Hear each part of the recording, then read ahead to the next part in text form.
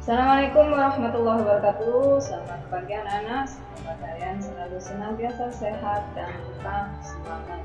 Hari ini kita akan belajar mengenai perkembangbiakan tumbuhan secara generatif.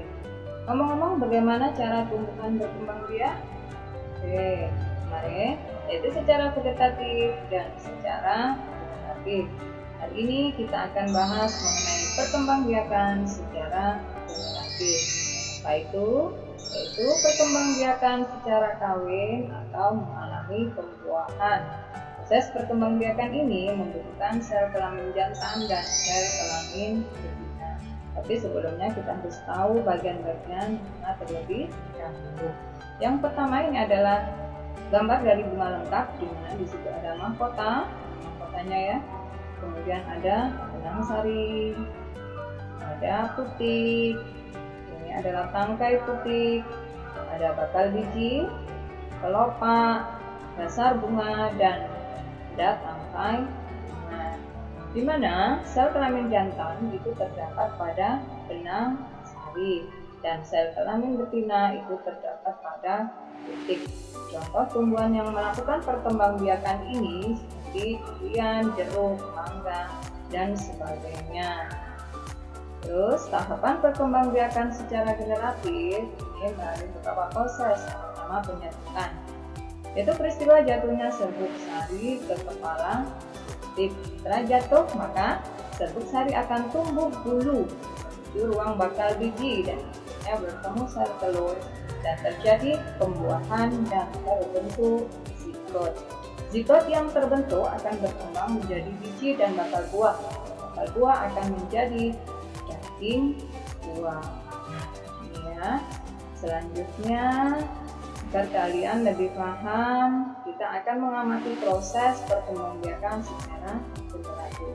Mula-mula serbuk sari ini akan jatuh ke kepala putik, di mana di situ akan terjadi yang namanya penyerbukan.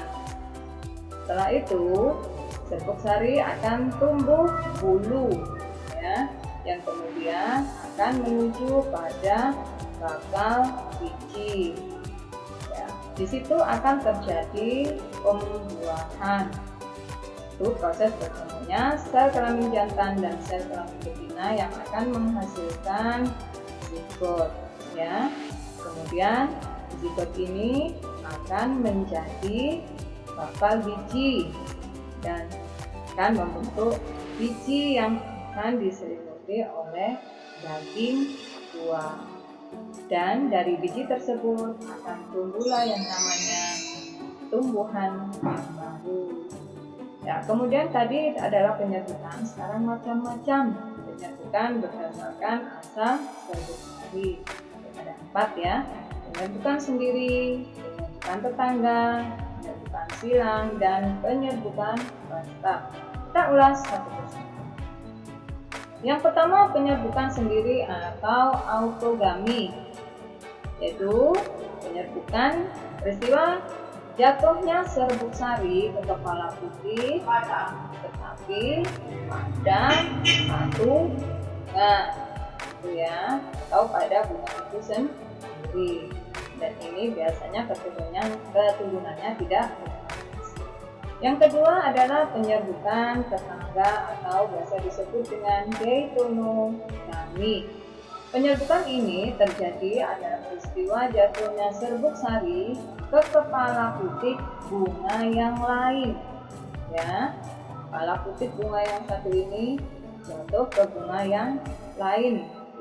Benang sari jatuh ke kepala putik bunga lain, tetapi masih dalam satu pohon. Ya.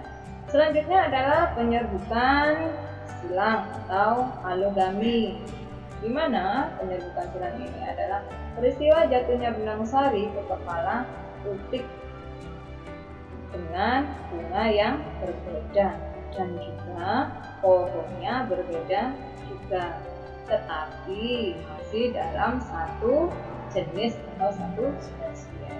Ini biasanya akan menghasilkan keturunan yang variasi. Contohnya misalnya bunga putih dengan bunga merah, itu akan anaknya nanti atau keturunannya akan menghasilkan bunga putih merah dan bunga merah. Selanjutnya adalah penyerbukan gas start atau dinamakan hibridodinamik, yaitu penyerbukan yang terjadi serbuk sari jatuh ke kepala putik bunga yang berbeda dan dari pohon yang berbeda dan tumbuhannya tidak sejenis atau tidak satu spesies. Oke, semoga bisa dimengerti anak-anak ya.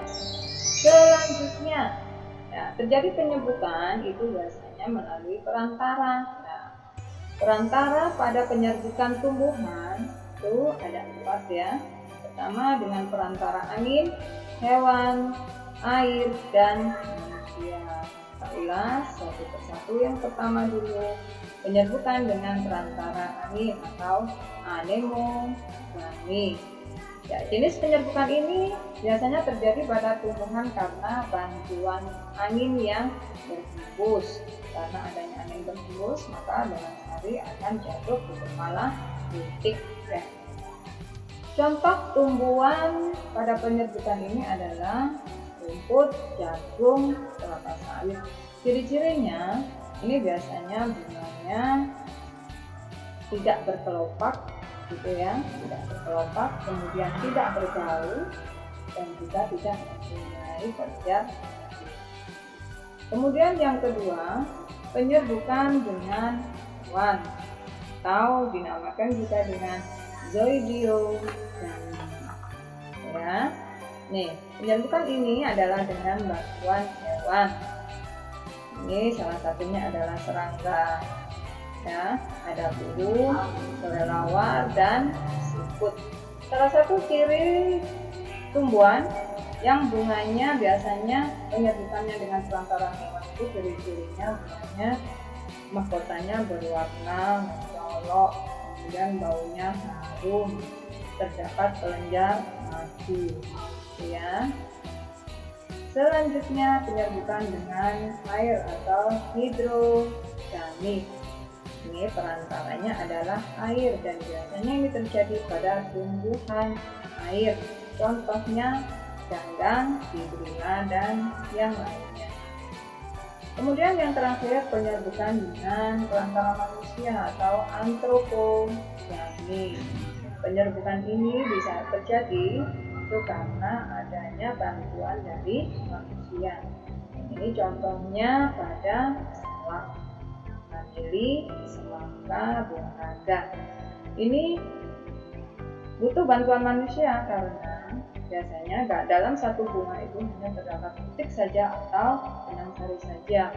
Karena itu biasanya manusia itu akan meletakkan benang sari pada kepala putik bunga yang lain. Itu ya. Semoga yang sudah kita pelajari hari ini kalian bisa mengerti dan paham. Karena itu untuk lebih mudah kita simpulkan ya. Yang pertama, perkembangbiakan generatif adalah proses perkembangbiakan yang melibatkan proses peleburan sel jantan dan sel kelamin betina. Perkembangbiakan generatif yang pertama adalah penyerbukan, pembuahan, dan buah. Macam-macam penyerbukan yang pertama, penyerbukan sendiri, penyerbukan tetangga, penyerbukan silang, dan penyerbukan start. Lalu perantara penyerbukan itu bisa melalui angin, hewan, air, dan manusia. Semoga yang kita pelajari hari ini bisa bermanfaat untuk kalian semua dan saya terima dan saya akhiri. Assalamualaikum warahmatullahi wabarakatuh.